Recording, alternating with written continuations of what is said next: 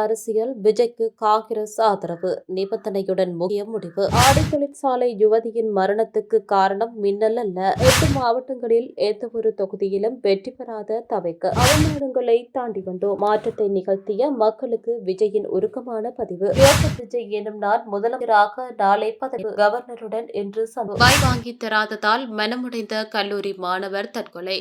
ஸ்டாலின் தோல்வியோட அதிர்ச்சியில் திமுக நிர்வாகி சாவு. கப்பலில் அரிய வகை வைரஸ் பரவல். 3 பேர் 44 பேர் ராணுவ நிலை மீது பயங்கரவாதிகள் தாக்குதல். 23 வீரர்கள் பலி. மேற்கு வங்காளத்தில் ஆட்சியை பிடித்த பாஜக பிரதமர் மோடிக்கு ட்ரம் வாழ்த்து. தமிழக அரசியல் விஜய்க்கு காங்கிரஸ் ஆதரவு நிபந்தனையுடன் முக்கிய முடிவு. தமிழக அரசியலில் பெரும் எதிர்பார்ப்புகளுக்கு மத்தியில் விஜய் தலைமையிலான தமிழக வெற்றிக் கழகம் ஆட்சி அமைக்க காங்கிரஸ் கட்சி ஆதரவு வழங்க முன்வந்துள்ளதாக தகவல்கள் வெளியாகியுள்ளன. தமிழ்நாடு காங்கிரஸ் அரசியல் விவகாரங்கள் குழு கூட்டம் நேற்று நள்ளிரவில் காணொலி மூலமாக நடைபெற்றதாக தெரிகிறது. அந்த கூட்டத்தில் தமிழகத்தில் விஜய் தலைமையில் ஆட்சி அமைவதற்கு ஆதரவு வழங்குவது தொடர்பாக முக்கிய முடிவு எடுக்கப்பட்டுள்ளதாக அரசியல் வட்டாரங்கள் குறிப்பிடுகின்றன. எனினும் இந்த ஆதரவுக்கு காங்கிரஸ் கட்சி ஒரு முக்கிய நிபந்தனையை முன்வைத்துள்ளதாக தகவல்கள் தெரிவிக்கின்றன. அதாவது பாரதிய ஜனதா கட்சி அல்லது அதன் கூட்டணியில் உள்ள கட்சிகளின் ஆதரவை எக்காரணம் கொண்டும் தவிர்க்க பெறக்கூடாது என்பதே அந்த நிபந்தனையாகும். மேலும் மதச்சார்பற்ற கொள்கையுடைய கட்சிகளின் ஆதரவுடன் மட்டுமே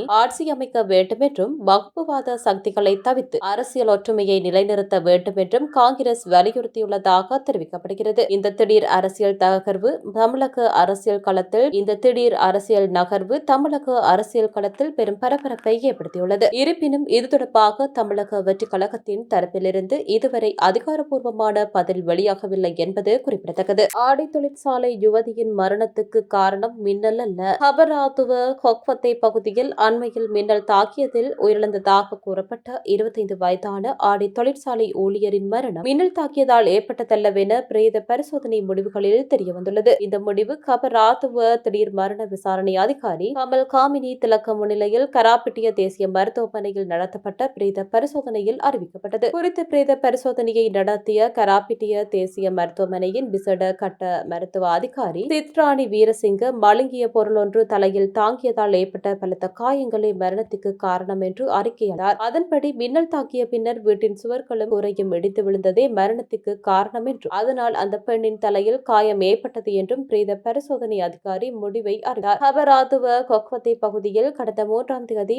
அதிகாலை இந்த அனர்த்தம் இடம்பெற்றுள்ளது. இதில் பஸ்கொட ரொட்டும்பை பகுதியை சேர்ந்த கொக்கலை முதலீட்டு வலயத்தில் பணிபுரிந்த 25 வயதான சேனா நாயக்க சேதிக்கல்லகே இமாஷா மதுபாஷினி இதவங்ஷ என்பவர் உயிரிழந்துள்ளார். அபராதுவ திடீர் மரண விசாரணை அதிகாரி கமல் காமினி திலக்க முன்னிலையில் நடைபெற்ற மரண விசாரணையின் போது உயிரிழந்த பெண்ணின் தந்தை சாட்சியமளித்தார். மகள் கடந்த 1.5 வருடங்களாக கொக்கலை பகுதியில் பணியாற்றி வந்த நிலையில் அபராதுவில் வாடகைக்கு அறையெடுத்து தங்கியிருந்தார். கடந்த 2ஆம் தேதி அவர் வீட்டுக்கு வர கேட்டபோது இரவு நேரம் என்பதால் நான் வேண்டாம் என்று கூறினேன். பின்னர் அதிகாலை 2:30 அளவில் மகள் தங்கியிருந்த அறையை மின்னல் தாக்கியதாக தகவல் கிடைத்தது. நாங்கள் அங்கு செல்லும் போது அவர் உயிரிழந்திருந்தார் என குறிப்பிட்டுள்ளார். இதேவேளை குறித்த யுவதியுடன் தங்கியிருந்த மற்றொரு பெண் காயமடைந்து கராப்பிட்டிய தேசிய வைத்தியசாலையில் சிகிச்சை பெற்று வருகின்றார். காயமடைந்து சிகிச்சை பெற்று வரும் குறித்த பெண் பூரண குணமடைந்ததும் அவரிடமிருந்து வாக்குமூலம் பெறப்பட வேண்டும் என மரண விசாரணை அதிகாரி உத்தரவிட்டுள்ளார். 8 மாவட்டங்களில் எந்தவொரு தொகுதியிலும் வெற்றி பெறாத தவிக்க தமிழகத்தில் அண்மையில் நடைபெற்ற சட்டப்பேரவை தேர்தலில் தமிழக வெற்றிக் கழகம் 108 தொகுதிகளை கைப்பற்றி தனிப்பெரும் கட்சியாக உருவெடுத்தது. திராவிட முன்னேற்ற கழகத்தின் கோட்டையாக கருதப்பட்ட சென்னை மாவட்டத்தில் உள்ள 16 தொகுதிகளில் 14 இடங்களை தவிக கைப்பற்றியுள்ளதுடன் முதலமைச்சர் மு.க. ஸ்டாலின் போட்டியிட்ட கொளத்தூர் தொகுதியிலும் தவிக வேட்பாளர் வெற்றி பெற்றுள்ளார். இந்த தேர்தலில் திமுகவால் 2 இடங்களில் மட்டுமே வெற்றி பெற முடிந்தது. திமுக மற்றும் அதிமுகவின் பலம் வாய்ந்த வேட்பாளர்களை தவிக வீழ்த்தியிருந்தாலும் மாநிலத்தில் உள்ள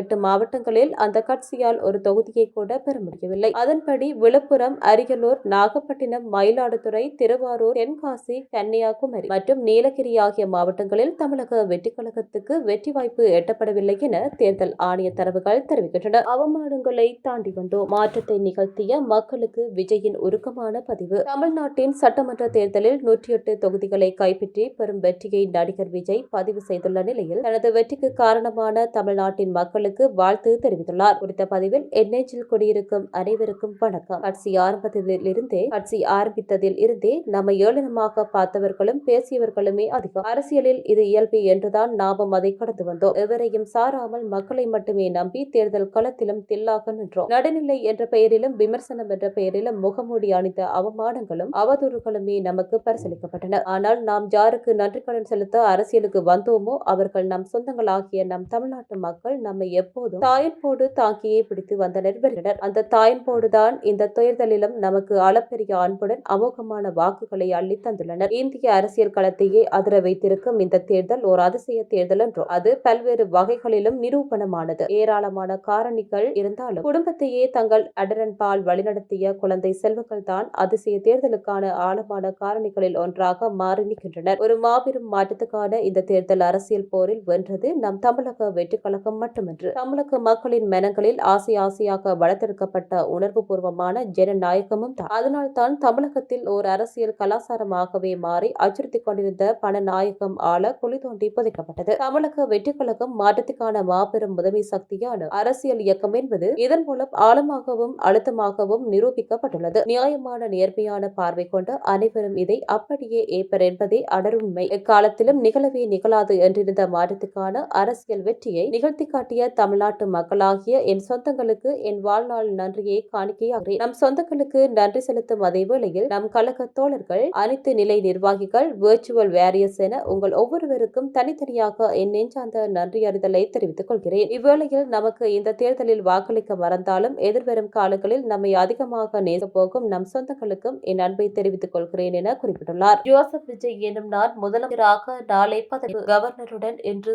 தமிழக வெற்றி கழகத்தின் சட்டமன்ற குழு தலைவராக விஜய் நேற்று ஒரு மனதாக தேர்ந்தெடுக்கப்பட்டார். தமிழக சட்டசபை தேர்தலில் தவிக 108 இடங்களிலும், திமுக கூட்டணி 73 இடங்களிலும், அதிமுக கூட்டணி 53 இடங்களிலும் வெற்றி பெற்றுள்ளன. அதாவது எந்த கட்சிக்கும் பெரும்பான்மை கிடைக்கவில்லை. பெரும்பான்மை என்பது எவ்வாறு கணக்கிடப்படுகிறது என்றால் மொத்தமுள்ள 234 தொகுதிகளில் பாதியான 117 தொகுதிகளை விட ஒன்று கூடுதலாக இருக்க வேண்டும். அதாவது 118 தொகுதிகள் வேண்டும். இதனிடையே தவிக தலைவர் விஜய் வெற்றி பெற்ற வேட்பாளர்களை நேற்று சந்தித்து ஆலோசனை நடத்தினார். அப்போது அனைவருக்கும் வாழ்த்து தெரிவித்தார். மேலும் வெற்றி குறித்து கேட்டறிந்தார். அதனைத் தொடர்ந்து நடந்த ஆலோசனை கூட்டத்தில் சட்டமன்ற குழு தலைவராக விஜய் ஒரு மனதாக தேர்வு செய்யப்பட்டார். மொத்தமுள்ள 234 தொகுதிகளில் 118 தொகுதிகளை தனி கட்சியாக வென்றால் மட்டுமே தனி பெரும்பான்மை ஆட்சி அமைக்க முடியும். ஆனால் 108 தொகுதிகளை மட்டுமே வைத்துக் கொண்டு மற்ற கட்சிகளின் ஆதரவை பெற தவிக தீவிரமாக முயற்சித்து வருகிறது. எனவே தங்களுக்கு பெரும்பான்மையை நிரூபிக்க 14 நாட்கள் அவகாசம் கேட்டு கவர்னருக்கு விஜய் இமெயில் அனுப்பியுள்ளார். விஜய் 2 தொகுதிகளில் போட்டியிட்டு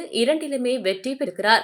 அதில் ஒன்றை அவர் ராஜினாமா செய்ய வேண்டும். அதன்படி திருச்சி கிழக்கு தொகுதியை ராஜினாமா செய்வார் என்று கூறப்பட்டு வருகிறது. எனவே அதில் ஒரு தொகுதி குறைந்து 107 இடங்கள் மட்டுமே கிடைக்கும். அடுத்ததாக சபாநாயகராக ஒருவரை நியமிக்க வேண்டும். அதிலும் ஒரு சீட் குறைந்து 106 குறைகிறது. எனவே தவிக ஆட்சி அமைப்பதற்கு இன்னும் 12 இடங்கள் வேண்டும். இதற்காக காங்கிரஸ் உள்ளிட்ட கட்சிகளுடன் மூத்த நிர்வாகிகள் ஆலோசித்து வருவதாக கூறப்படுகிறது. தவிகவுக்கு ஆதரவளிப்பது தொடர்பாக தமிழ்நாடு காங்கிரஸ் மாநில தலைவர் செல்வ பெருந்தகை தலைமையில் சென்னை அண்ணா சாலையில் உள்ள தனியார் ஹோட்டலில் ஆலோசனை கூட்டம் நடைபெற்றது. கூட்டத்திற்கு மேலிட பொறுப்பாளர் கிறிஸ் சோடங்கர், தேசிய செயலாளர் நிவேதி ஆல்வா ஆகியோர் முன்னிலை வந்தனர். கூட்டத்தில் புதிதாக தேர்வு செய்யப்பட்டுள்ள 5 எம்எல்ஏக்களும் கலந்தனர். கூட்டத்தில் டெல்லி தலைமை எடுக்கும் முடிவுக்கு ஏற்ப தாங்கள் செயல்படுவோம் என்று எம்எல்ஏக்கள் தெரிவித்தனர். இதனையடுத்து கிறிஸ் சோடங்கர் டெல்லி சென்று இந்த விவரத்தை தலைமையிடம் தெரிவித்தார். இதனையடுத்து தவிகவுக்கு ஆதரவு கொடுப்பது தொடர்பாக காங்கிரஸ் கட்சி டெல்லியில் நேற்றிரவு ஆலோசனை நடத்தியது. இந்த கூட்டத்தை தொடர்ந்து கே.சி. வேணுகோபால் நிருபர்களிடம் கூறுகையில், தமிழ்நாட்டின் அரசியல் சூழல், குறிப்பாக தேர்தலுக்கு பிந்தைய நிலைமை குறித்து விவாதிக்க கூட்டம் நடத்தினோம். காங்கிரஸ் தலைவர் மல்லிகார்ஜுன கார்கே, மக்களவை எதிர்க்கட்சித் தலைவர் ராகுல் காந்தி, தமிழக மேலிட பொறுப்பாளர் கிறிஸ் சோடங்கர் ஆகியோர் இதில் கலந்து கொண்டனர். தமிழகத்தில் ஆட்சி அமைக்க ஆதரவளிக்குமாறு தவிக தலைவர் விஜய் அகில இந்திய தேசிய காங்கிரசிடம் கோரிக்கை விடுத்துள்ளார். தமிழ்நாட்டில் கிடைத்த மக்கள் ஆணை அரசியலமைப்பை அதன் எழுத்து மற்றும் உணர்வின்படி பாதுகாக்க உறுதி பூண்ட ஒரு மதசார்பற்ற அரசாங்கத்துக்கே என்பதில் இந்திய தேசிய காங்கிரஸ் தெளிவாக உள்ளது. எந்த வகையிலும்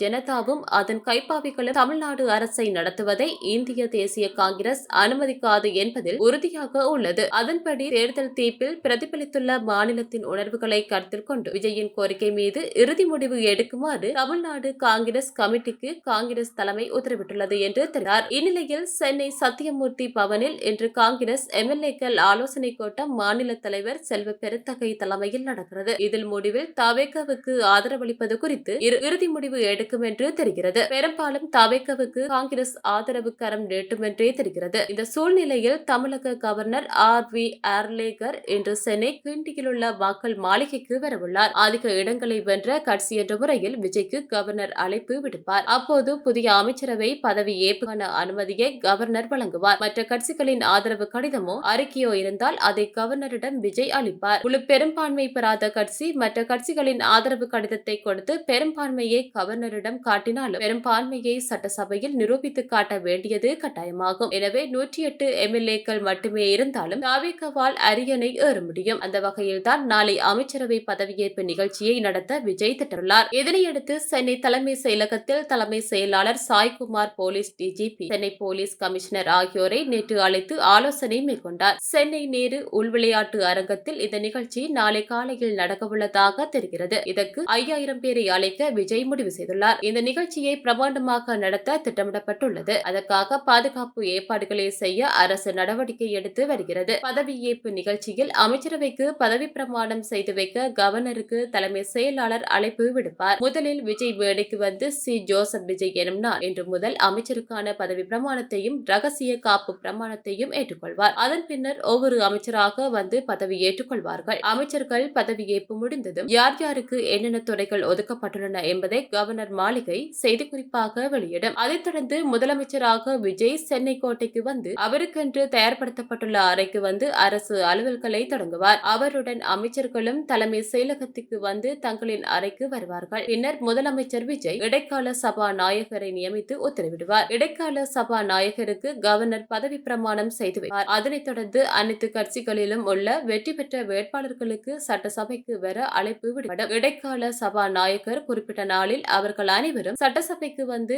MLAவாக பதவி ஏற்றுக்கொள்வார்கள். இதற்கிடையே தேர்தலில் வெற்றி பெற்ற வேட்பாளர்களின் பட்டியலை தேர்தல் ஆணையம் உத்தரவின் பேரில் தமிழக பொதுத்துறை அதிகாரப்பூர்வமாக இன்று வெளியிட இருப்பதாக தகவல்கள் வெளியாகியுள்ளது. பைக் வாங்கி தராததால் மனமுடைந்த கல்லூரி மாணவர் தற்கொலை. விழுப்புரம் அருகே பைக் வாங்கி தராததால் கல்லூரி மாணவர் தூக்கு போட்டு தற்கொலை செய்தார். விழுப்புரம் மாவட்டம் மெரக்கானம் தாலுகா மொன்னையரேட்டை பகுதியை சேர்ந்தவர் கலைமணி மகன் தேவகுமரன். இவர் புதுச்சேரி மாநிலத்தில் உள்ள தனியார் என்ஜினியரிங் கல்லூரி ஒன்றில் 1ஆம் ஆண்டு படித்து வந்தார். இவர் தனது தந்தையிடம் கல்லூரிக்கு சென்று வர வசதியாக புதியதாக பைக் வாங்கி தரும்படி கேட்டுள்ளார். அதற்கு அவர் மறுப்பு தெரிவித்துள்ளார். இதனால் கடந்த சில நாட்களாக மாணவர் தேவகுமரன் மனமுடைந்து காணார். இந்த நிலையில் சம்பவத்தன்று இரவு மாணவர் தேவகுமரன் தனது வீட்டின் படுக்கை அறையில் உள்ள ஜன்னல் கம்பியில் கயிற்றால் தூக்கு போட்டு தற்கொலை செய்து கொண்டார். இதுகுறித்த தகவலின் பேரில் கோட்டக்குப்பம் போலீசார் சம்பவ இடத்துக்கு விரைந்து சென்று மாணவர் தேவகுமரனின் உடலை கைப்பற்றிய பரிசோதனைக்காக புதுச்சேரி பிம்ஸ் மருத்துவமனைக்கு அனுப்பி வைத்தனர். மேலும் இதுகுறித்து வழக்கு பதிவு செய்து விசாரணை நடத்தி வருகின்றனர். ஸ்டாலின் தோல்வியோட அதிர்ச்சியில் திமுக நிர்வாகி சாவு. கடலூரை சேர்ந்த திமுக நிர்வாகியொருவர் சமீபத்தில் நடந்த தேர்தல் முடிவுகளை பார்த்துக் கொண்டிருந்த போது ஸ்டாலின் தோல்வியடைந்ததை கண்டு அதிர்ச்சியடைந்து மயங்கி விழுந்தார். கடலூர் மாவட்டம் சேத்தியாத்தோப்பு அருகே உள்ள கத்தாளை கிராமத்தை சேர்ந்தவர் பன்னீர்செல்வம். திமுக கிளை செயலாளரான இவர் நெய்வேலியில் உள்ள NLC இந்தியா நிறுவனத்தில் ஊழியராக பணியாற்றி வந்தார். இவரது மனைவி பழனியம்மாள் முன்னாள் ஊராட்சி மன்ற தலைவர் ஆவார். நேற்று முன்தினம் மாலை வீட்டிலிருந்த பன்னீர்செல்வம் சட்டமன்ற தேர்தல் முடிவுகளை டிவியில் பார்த்துக் கொண்டிருந்தார். அப்போது திமுக கூட்டணி 74 தொகுதிகளில் மட்டுமே வெற்றி பெற்றிருந்ததையும் மற்ற அனைத்து தொகுதிகளிலும் தோல்வியடைந்ததையும் கொளத்தூர் தொகுதியில் ஸ்டாலின் தோல்வியடைந்ததை கண்டு அதிர்ச்சியடைந்து மயங்கி விழுந்தார். இதை பார்த்து பதறிய அவரது குடும்பத்தினர் உடனடியாக அவரை மீட்டு சிகிச்சைக்காக சேத்தியாத்தோப்பு குறுக்கு சாலையில் உள்ள ஒரு தனியார் மருத்துவமனைக்கு அழைத்து சென்றனர். அங்கு அவரை பரிசோதித்த டாக்டர்கள் ஏற்கனவே அவர் இறந்துவிட்டதாக தெரிவித்தனர். ஸ்டாலின் தோல்வியடைந்த அதிர்ச்சியில் திமுக நிர்வாகி இருந்த சம்பவத்தால் அந்த கிராமமே சோகத்தில் மூழ்கியுள்ளது. கப்பலில் அரிய வகை வைரஸ் பரவல் 3 பேர் 44 பேர் அச்சம். இது மற்றவர்களுக்கும் பாதிப்பு ஏற்படுத்தக்கூடும் என்று பரவக்கூடும் என்று உலக சுகாதார அமைப்பு எச்சரித்துள்ளது. ரஜி நாட்டு சொகுசு கப்பல் ஒன்று கேப் வெர்தே கடலோர பகுதியில் நிறுத்தி வைக்கப்பட்டுள்ளது. அந்த கப்பலில் 147 பயணிகள் உள்ளனர். அவர்களில் சிலருக்கு ஹண்டா எனப்படும் அரிய வகை வைரஸ் பாதிப்பு ஏற்பட்டுள்ளது கண்டறியப்பட்டுள்ளது. இதன் பாதிப்புகளால் 3 பேர் பலியாகியுள்ளனர். மீதமுள்ள 144 பேர் அச்சமடைந்துள்ளனர். இது மற்றவர்களுக்கும் பாதிப்பு ஏற்படுத்தக்கூடும் என்றும் பரவக்கூடும் என்றும் உலக சுகாதார அமைப்பு எச்சரித்துள்ளது. பரிசோதனையில் 7 பேருக்கு தொற்று ஏற்பட்டுள்ளது என தெரியவுள்ளது. தென் அமெரிக்காவில் கப்பல் பயணிக்கும் போது அதில் பயணிகள் ஏறுவதற்கு முன்பு வைரஸ் தொற்று ஏற்பட்டு இருக்கக்கூடும் என நம்பப்படுகிறது. இதனைத் தொடர்ந்து சுகாதார அதிகாரிகள் நிலைமையை கண்காணித்து வருகின்றனர். ராணுவ நிலை மீது பயங்கரவாதிகள் தாக்குதல், 23 வீரர்கள் பலி. ஆப்பிரிக்க நாடுகளில் ஒன்றான சத் நாட்டில் போகோ ஹரம் என்ற கிளர்ச்சியாளர்கள் குழு ஆதிக்கம் செலுத்தி வருகிறது. அவ்வப்போது ஊருக்குள் புகுந்து மக்கள் மீது தாக்குதல் நடத்திவிட்டு தப்பி செல்லும் அண்டை நாடுகளிலும் அவர்கள் தாக்குதலில் ஈடுபட்டு வருகின்றனர். இந்த சூழலில் லேக் சத் பகுதியில் இந்த ராணுவ நிலை மீது போகோ ஹரம் குழுவினர் நேற்று பயங்கரவாத தாக்குதலில் ஈடுபட்டனர். இதில் ராணுவ வீரர்கள் 23 பேர் பலியாகியுள்ளனர். அவர்களை தவிர தாக்குதலில் 26 வீரர்கள் காயமடைந்துள்ளனர் என தகவல்கள் தெரிவித்தது. எனினும் பதிலுக்கு வீரர்களும் தாக்குதல் நடத்தினர். இது கொலைத்தன தாக்குதல் என ஜனாதிபதி முகமது இத்ரிஸ் தேவி வெளியிட்ட அறிக்கையில் தெரிவித்துள்ளார். கடந்த 15 ஆண்டுகளில் ஆயிரக்கணக்கான மக்களை போகோ ஹரம் குழுவினர் படுகொலை செய்துள்ளனர். இவர்களின் பிடியிலிருந்து தப்புவதற்காக லட்சக்கணக்கானோர் வேறு இடங்களுக்கு புலம்பெயர்ந்து சென்றுவிட்டனர் என ஐநா அமைப்பு தெரிவித்துள்ளது. மேற்கு வங்காளத்தில் ஆட்சியை பிடித்த பாஜக பிரதமர் மோடிக்கு ட்ரம்ப் வாழ்த்து. வரலாற்று சிறப்புமிக்க மற்றும் உறுதியான தேர்தல் வெற்றியை பெற்றதற்காக ஜனாதிபதி ட்ரம்ப் வாழ்த்து தெரிவித்துள்ளார் என்றார். மேற்கு வங்காளத்தில் மம்தா பானர்ஜி தலைமையிலான திரிணாமுல் காங்கிரஸ் கட்சியின் பதவிக்காலம் மே 7ஆம் தேதியுடன் முடிவடைய உள்ள சூழலில் மொத்தமுள்ள 294 தொகுதிகளுக்கான சட்டசபை தேர்தல் மாநிலத்தில் 2 கட்டங்களாக நடந்தது. இதன்படி ஏப்ரல் 23ஆம் தேதி முதல் கட்ட தேர்தலும் 29ஆம் தேதி 2ஆம் கட்ட தேர்தலும் நடந்தது. வரலாறு காணாத வகையில் 2 கட்ட தேர்தலில் 90%க்கும் கூடுதலாக வாக்குகள் பதிவாகின. மேற்கு வங்காளத்தில் 3 முறை முதல் மந்திரியாக பதவி வகித்த மம்தா பானர்ஜி தலைமையிலான திரிணாமுல் காங்கிரஸ் கட்சி 4வது முறையாக ஆட்சியை பிடிக்கும் முனைப்பில் தீவிர பிரச்சாரத்தில் ஈடுபட்டது. எனினும் தேர்தல் முடிவில் அக்கட்சி தோல்வியை தழுவியது. மேற்கு வங்காளத்தில் பாஜக கடந்த தேர்தலில் 77 தொகுதிகளையே பெற்றது. தற்போது 207 தொகுதிகளில் வெற்றி பெற்றுள்ளது. இது பெரும்பான்மை பெற வேண்டிய 148 என்ற எண்ணிக்கையை காட்டிலும் அதிகமாகும். மேற்கு வங்காளத்தில் பாஜக ஆட்சியை பிடித்த நிலையில் பிரதமர் மோடி அமெரிக்க ஜனாதிபதி ட்ரம்ப் வாழ்த்து தெரிவித்தார். இதுபற்றி அமெரிக்க வெள்ளை மாளிகையின் செய்தி தொடர்பாளர் குஷ் தேசாய் கூறும்போது, பிரதமர் மோடியின் சமீபத்திய வரலாற்று சிறப்புமிக்க மற்றும் உறுதியான தேர்தல் வெற்றியை பெற்றதற்காக ஜனாதிபதி ட்ரம்ப் வாழ்த்து தெரிவித்துள்ளார் என்றார்.